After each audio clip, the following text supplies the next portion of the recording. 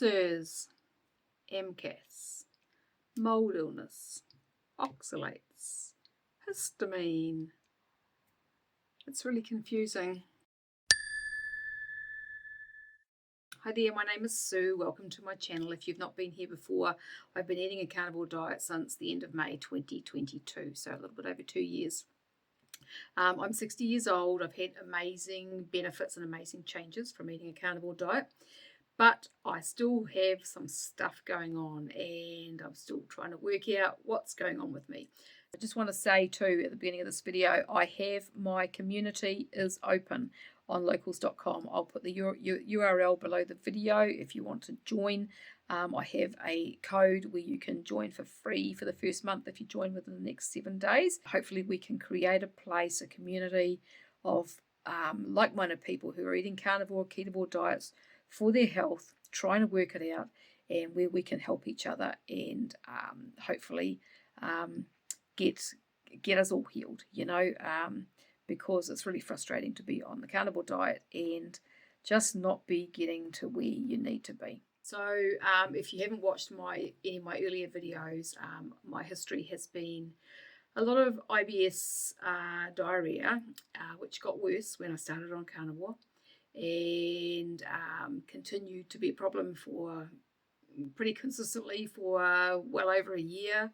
And then, I've kind of got to a point where I have patches now where things are really good, and then phases where things are not so good. And so I'm not sure why that is. And, every time I kind of think, I've got it kind of sussed and mastered, then things kind of go backwards again often. And often it's because I've made a change. So, sometimes it's a change to my diet. I might have added something in, taken something out. I might be taking a new supplement, and things will just get bad again. Sometimes not so bad, sometimes quite bad.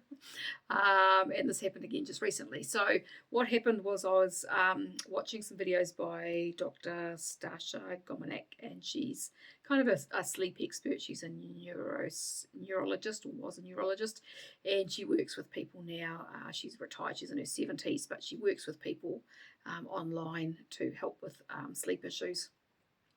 And what she discovered was that vitamin D was the main cause of most people's insomnia. And so she has a protocol where she recommends, high doses of vitamin D to get your levels up to a specific range. And then she also recommends that you take B vitamins as well, because what she's found is that when D is chronically low for a period of time, the microbiome that create our B vitamins, so most of our B vitamins from food are not used really, they are made in our bodies, and so if we are lacking those microbiome or don't have enough, we're not going to have enough B vitamins. And so what she does is she gets people to go onto B vitamin for 3 months and to get those microbiome numbers up. And then what she found is if people continue on that for more than 3 months, then they start having symptoms again. So I bought her program, and hubby and I decided to try it because hubby has had sleep issues and his sleep's a lot better, because I bought a grounding sheet a little while ago, and I did a video about that, which you can see here. And so the grounding sheet made a big difference, and he's been sleeping a lot better, but his sleep's still not where it should be, and sometimes he still kind of wakes up in the morning, early in the morning, too early, is what I meant to say. And so when we had our vitamin D levels checked, both of us were really very low, and so we decided to try this protocol. And from my history, even when we lived in Queensland, Australia, my vitamin D levels were low. I had my vitamin D levels checked twice in not recent years, but reasonably recent, I guess.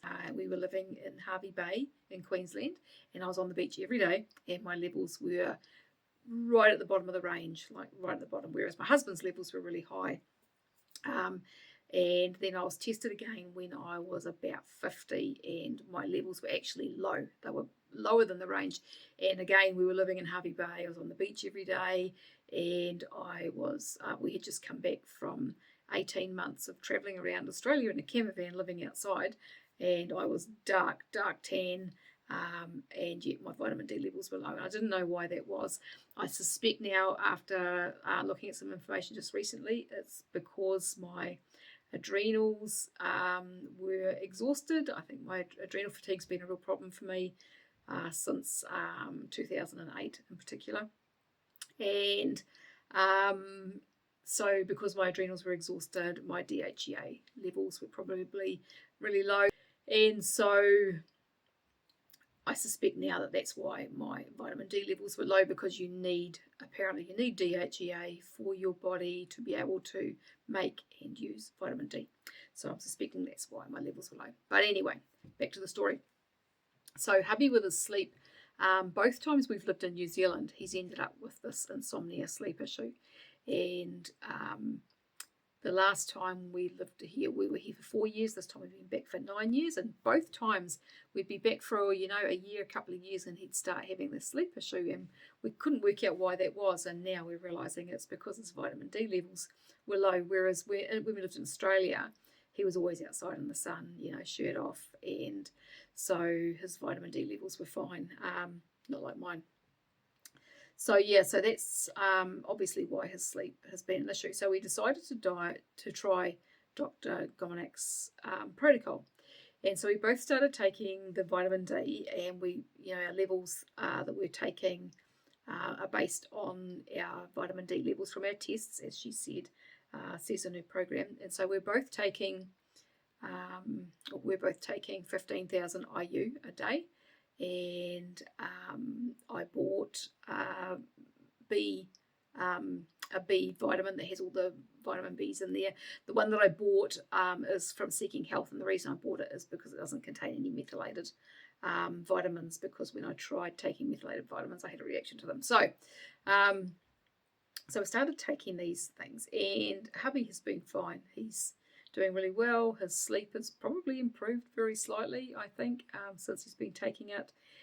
But for me, what happened was that it really, really, really upset my gut.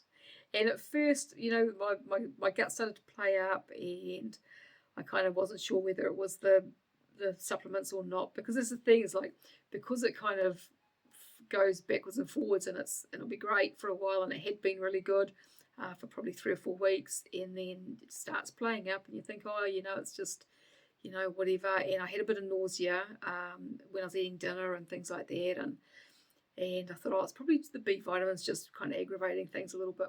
But after I had been on those vitamins for, I think I was on them for about 10 days all up before I stopped. By the time I stopped, things were really bad. I had really bad abdominal pain, diarrhea every time I ate, like I was flat out making it to the toilet again.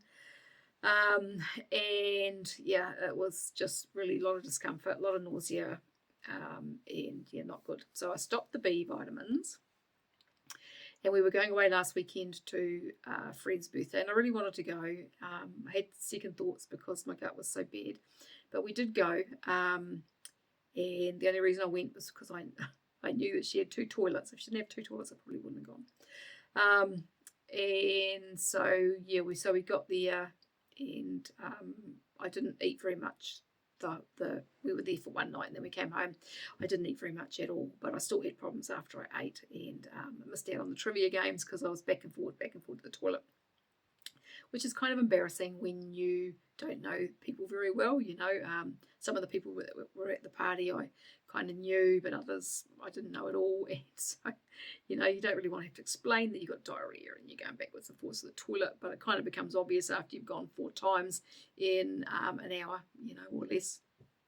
But no disasters, and so that was all good. And then the next day when we were coming home, I just didn't eat until we got home. So that had upset all my gut again, and so it's got me thinking. Like I've kind of dove into information around CIRS, MCAS, because I've had so much in the way of histamine issues, although that seems to be kind of tapering off, but I'm fairly careful of about what I eat, and I try not to do too much really kind of aged foods, and I stay away from bone broth because bone broth really sets me off, or has done in the past. So the the mast cell activation syndrome side of things may be settling down a bit. As I said, things are kind of gradually getting better, and I have longer periods of time where things are good. And if I just keep everything the same, things are good. But it's when I make changes, and I'm a bugger for doing that because I'm always digging into different information, and because I know things aren't quite right. I want to get this resolved, and so I'm trying different things, and then I end up with more problems. So the CIRS side of things, the CIRS, if you don't know what it is chronic inflammatory response syndrome. And I've had people ask me on my videos if that's what I have. So CIRS is it's caused by biotoxins, and it's mostly caused by mold. There can be other causes for it as well, apparently. But including the endotoxins from the bacteria in your gut, which I find interesting. I just heard that today. But my history is I have had quite bad mold exposure, and mold is what kind of really put my health in a bad place. So I think that I've had mold exposure probably a lot of times in my life, and now that I'm kind of been listening to more information on it, I think that it might have been a problem off and on through my life, maybe. I've lived in a few places that have had obvious mold issues, and I've had kind of this underlying health stuff and gut stuff and things all my life as well. So has there been a mold CIRS thing for a long time? I don't know, but I just know that things got a lot worse when we came back to New Zealand this time, and I started working in those rooms again with the mould. So I had worked in them previously when we lived here for 4 years. But that time when I was working in there, I was obviously a lot younger. This was between 2003 and 2007. I was outside exercising every day. I was running and walking and training for triathlons and that sort of thing. I was thinking about it the other day, and we actually used our infrared sauna every day, basically, especially through the winter months then, whereas now, we've got an infrared sauna now, but I've had long periods of time where I didn't even use it, and now I use it a couple of times a week. We try and make sure that we get in there a couple of times a week. I don't know how I made the time to get in there every day years ago, but I did, as well as doing all my exercise. It's amazing what you can make time for when you're committed. But yeah, that's what we used to do compared to now, and so I think that might have been part of the difference when I worked in there the last time as well. So coming back and going back to work in there really, really trashed my health, and it took me a while to really realise and admit to myself that was a problem. I kind of knew it for a little while, but I didn't really want to admit it. And so I've been looking back into CIRS, and I have revisited a video last night, and today it's 3 hours long, that I watched a year ago when it was published on YouTube. And so it's an interview. It's on Elliot Overton's channel, so EO Nutrition, and I'll pop a link to it below. And it's Elliot interviewing Dr. Sandeep Gupta from Australia. So I think he's in Brisbane in Queensland, and he studied the Shoemaker protocol. So this is the protocol that Judy Cho does as well, but he's changed things up and made it more simple, because he said that in his opinion, it's too complicated and too kind of strict with some things, and there are things in there that are done in the Shoemaker protocol that he's found aren't needed. So he's actually really good to listen to. And when I listened to it the last time a year ago, I gleaned quite a lot of information out of it. But every time I've listened to stuff about CIRS, I listen, and it's interesting, and I get info that's useful out of it, but I've always kind of put up a bit of a blank to it, I think, because Here in New Zealand, it's probably, I don't know, it might even be impossible to find anyone who really knows what they're doing with mold. I don't know whether there's anyone around who does. I don't know whether there are any shoemaker practitioners around in New Zealand. If they are, they're probably in Auckland, and they probably charge a fortune. I know functional medicine doctors here in New Zealand are so expensive to go to. There's a guy in Hamilton who's got a reasonably good name. I don't know if he knows anything about mold, but he's $800 to go and visit him for his first visit. And then on top of that, you've got, tests for costs and supplements and all the rest of it. And so that's just completely out of my reality. I can't do that. And so every time I look at the CIRS information, it's just like, and so I'm just kind of keep moving along myself, doing stuff and gradually working on myself. But revisiting that video last night and today has really got me, it's got light bulbs going off, because I guess another year down the track, I've had more experiences, I've got more awareness of things that are going on, and I've tried different things. And so when I was listening to Dr. Gupta, there's things that are kind of clicking, and I'm like, okay, that makes sense. And so now I kind of have a bit of a plan, because he's very good, like he talks about things that we can use, and Elliot asked him to, of course, as well, things that we can use, if we don't have the resources to go and find a practitioner, if we can't get that testing done, if we can't, don't have access to the pharmaceuticals and the supplements that they're using, that there's other ways of managing this stuff. And so, like he talked about using natural binders, like he uses natural binders a lot. And I think that's one of the things that's kind of kept me going. I was saying to my husband, I think the fact that I've used charcoal for years to manage the diarrhea, and often I've used it every day, large amounts to slow my bowel down, and that's always kind of been my focus with it. And so I think that has really helped to kind of keep me going and keep me functioning, and keeping the mold illness kind of at a level where I could still function and carry on, at least to keep working and all the rest of it. And I think also my use of essential oils has probably helped massively as well, because I know when I first went back to working in that building, I was okay for about a year from memory, and then all of a sudden I just started gaining all this weight, and my health really started tanking, and I was not in a very good way. And then when I joined doTERRA and I started using their oils, my health kind of picked up a bit. And that was something that I noticed, was that because I was using the oils a lot, and I was using some of them internally at that stage, or quite a lot internally at that stage. I don't tend to do that as much anymore. But I was, started diffusing all the oils. I had them diffusing at work, and I had them diffusing at home, and I was wearing them, and I was using them internally. And I think that the oils helped to control the mold as well, both in the building that I was working in and in my body. But I honestly think that the mold has colonized my body, and I think that's been part of the problem. And I've been thinking that for a while. And when I took berberine last year, it was the first time I took it. And if you go back and watch, I've got some videos talking about when I first started taking it.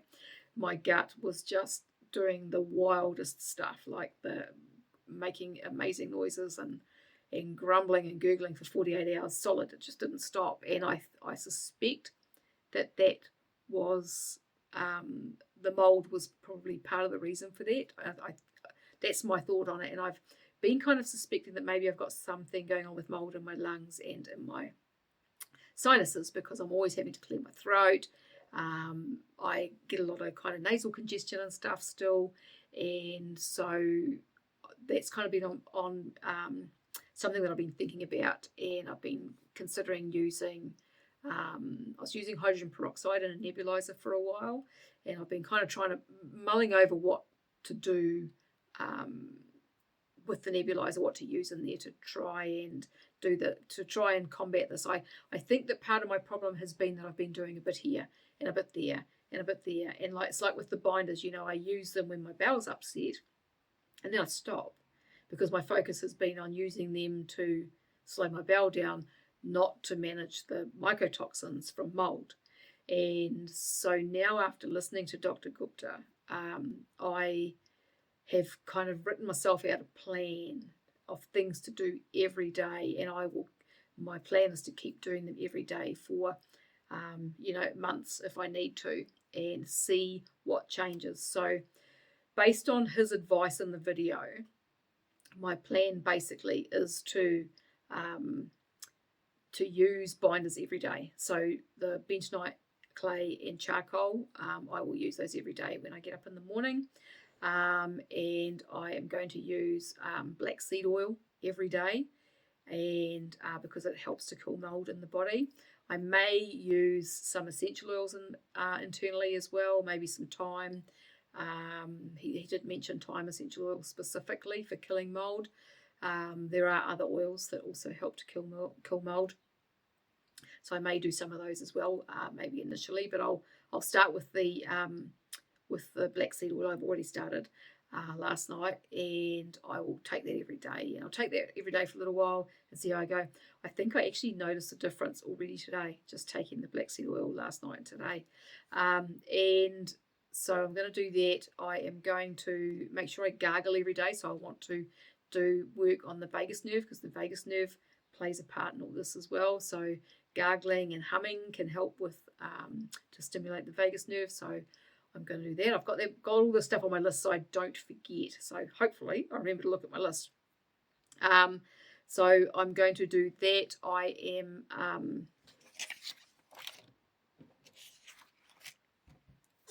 I'm going to start diffusing tea tree oil and frankincense every day, and inhaling some of that from the diffuser.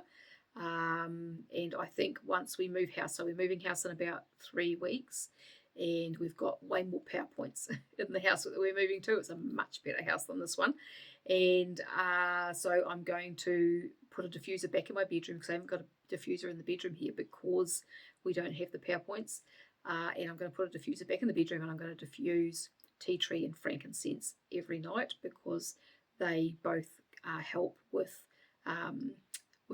the mold, with killing mycotoxins, biotoxins, and the frankincense helps with inflammation. So I'm going to diffuse those. I'm going to start nebulizing colloidal silver every day, and also using colloidal silver in a nasal spray every day as well.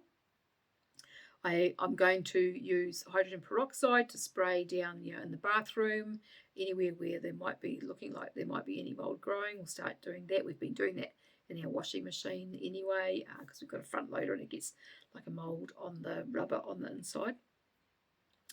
I'm going to keep using my sauna and use that as often as I can get in there. Keep using my red light. I haven't used that for ages, but I'm going to do that. And I think that is probably about it. I think there was something else that I've actually got on my list on the fridge, but I can't think what it was. So that's my plan going forward with this, and so I'll see how I go, and I will do more videos on this, because I know I'm not on my own with this, and there's a lot of people who are on carnivore who aren't healing. And if you're not healing, that's one of the things he said, is if you are on a carnivore diet, and you are being pretty diligent with it and everything else, and you're not healing after 6 months to a year, then you probably have CIRS. You probably have something going on there, and you might not know that you've been exposed to mold. You might not know that you've got mold in your house. Like they were talking about how bad the mold situation is in a lot of our homes. Australia's really bad. New Zealand's bad. I know New Zealand's bad, and in the United States, and it's the way that they build houses. And I said to hubby, like, we built our own house in Australia years ago, and we built it out of stone, and it had 12-inch thick stone walls, and it was on pole frame. Now, when we had gone to Australia originally, we were living in North Queensland for the first year or so, and we had a lot of mold issues in our caravan because of the humidity up there. And then we got another caravan from Townsville in Queensland, brought it back down to southeast Queensland, where we ended up living. And so there may have been mold in that caravan. My health really deteriorated in that first 5 years that we were in Australia. I gained a lot of weight. I had a lot of anxiety, panic attacks. I was in a really quite a bad way. A lot of kind of suicidal thoughts and stuff going on. But I pulled myself out of there. I quit smoking, started exercising, got myself in a much better place. And then when we moved into this house that we were building, because we were living in the caravan while we were building the house, when we moved into the house, everything just got a whole lot better. And, I said to hubby, that house wouldn't ever grow mold. I mean, where we were in southeast Queensland in a small town about 100 kilometres as the crow flies from Noosa, a little town called Nanango. And it's quite a hot, dry climate most of the time. It gets a little bit of humidity, but not much. And just the way that the house was built, it was all hardwood timber and stone, and there was just no way that mold would grow in that house. And I think that was why my health improved so much. When I look back, I think, there was no EMFs back in those days, really. And we lived on the verandas. Like most of the time, the house had verandas all the way around. So I think that was a big part of the reason why my health just improved so much. I mean, I had started to improve it with the exercise and everything and quitting smoking, but then once we moved into the house, everything got a lot better. And then we moved to the Gold Coast for 2 years, and my health deteriorated again. And that was when I was vegan. So it's kind of like the vegan diet, I think, was part of it, but then probably moving to a more humid climate, into normal kind of built houses that possibly had mold issues. We were renting down there. We rented 2 different homes down there, and so chances are that there was mold, in one or both of those, and that might be why my health deteriorated. Then we went back to Nanango, and my health was kind of improved again. So I think that there's been this kind of on and off again thing with mold. I mean, even when I was a kid at the house that I grew up in as a child, the main one, I remember there being mold issues in the bathroom there. So, it's probably something that's kind of maybe been a thing for me for a long time. I don't know. But yeah, I think that this last episode with the 4.5 years and this incredibly, I can't explain to you how moldy these rooms were. The mold would grow on the walls. It was like I had water when it was really wet. There would be water and condensation running down the walls. It was a brick building, so concrete walls, very old, and there would be water running down the walls. I had puddles under my desk, and you could smell the mold in there.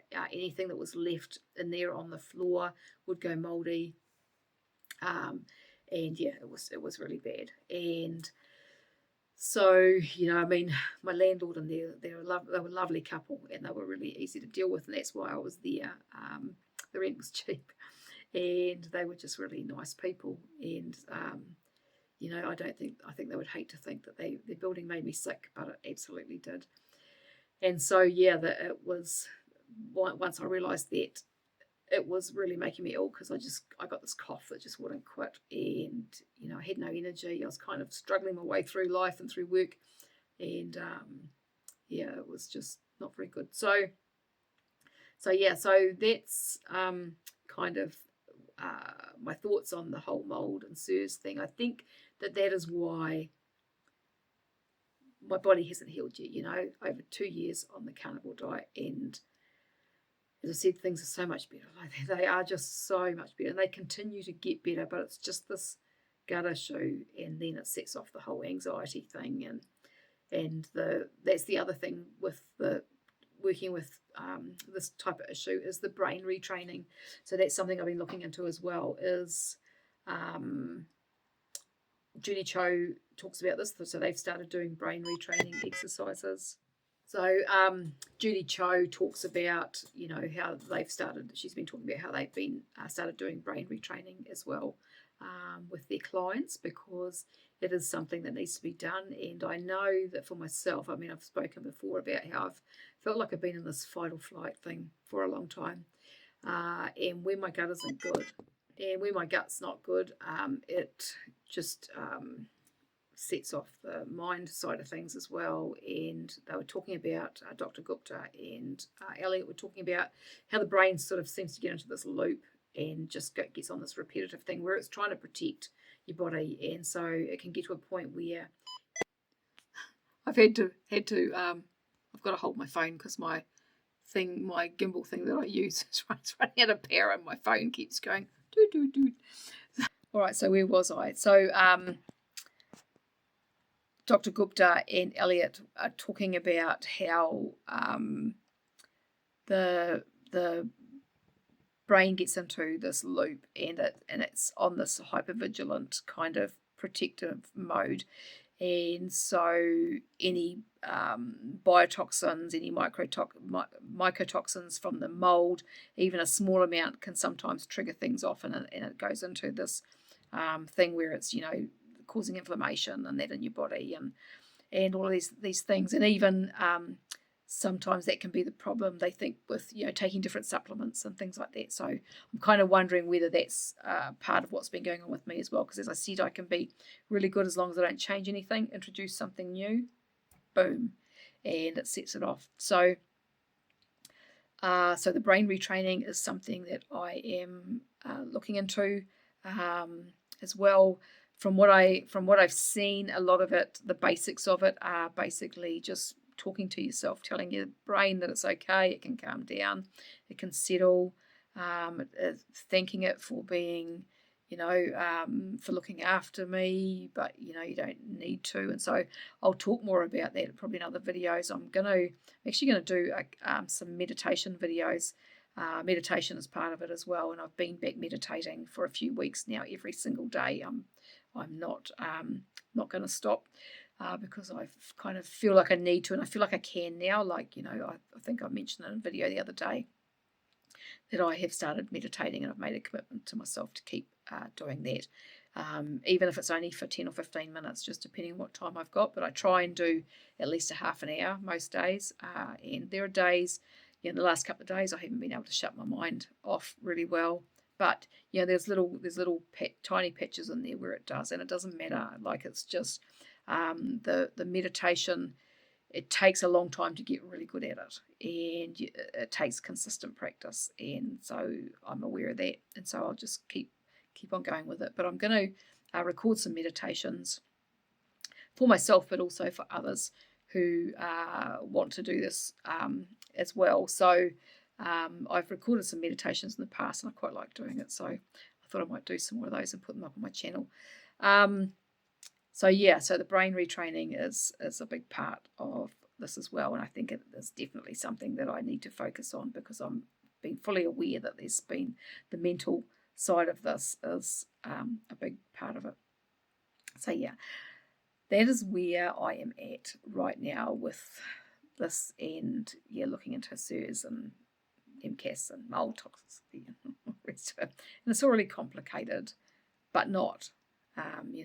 Dr. Gupta actually has a what looks to be a very good course that he's put together, which Elliot has done. Elliot said it's a fantastic course, but it's out of my price range at the moment. But I might look at doing that eventually one day when I can, and learning more about all of this, because I think they're estimating that 1 in 7 people in our Western nations at least have CIRS, and so that's a lot of people, that are potentially suffering with chronic illness and just don't know that that this is the reason why.